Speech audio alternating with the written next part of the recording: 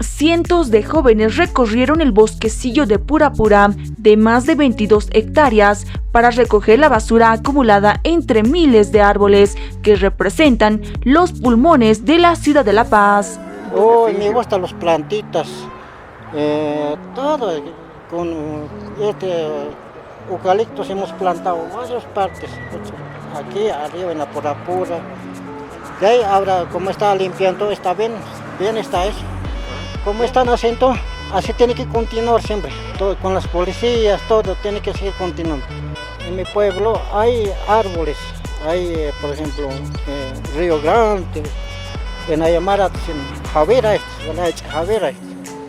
eso tiene pescado, todo, sushi, tiene todo lindo en mi pueblo ese lugar. Don Alejandro vive en el Alto y el fin de semana viene al bosquecillo para disfrutar de la naturaleza junto a su familia. Árboles me encanta. En mi casa, por ejemplo, tengo mis flores, mis rosas como mi cabeza florece. Cientos de voluntarios colaboraron con los funcionarios municipales y otras instituciones para realizar la limpieza del bosquecillo. En total debemos hacer algo como alrededor de 1000 y el objetivo es limpiar el lugar, así que se ve un montón de basura, ¿ves? Y estamos limpiando esto, intentando hacer que sea un lugar más limpio y más seguro.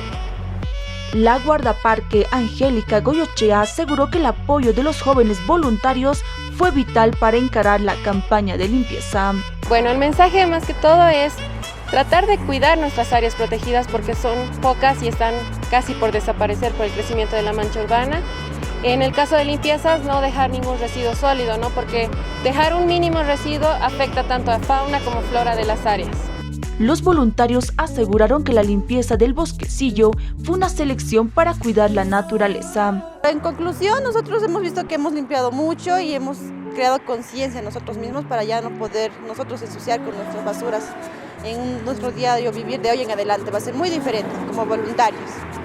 Se recolectaron 4,8 toneladas de basura, en su mayoría botellas de plástico de refresco y bebidas alcohólicas, dado que muchos jóvenes van a beber y ensuciar al bosquecillo. Dios nos ha dado sabiduría, inteligencia nos ha dado.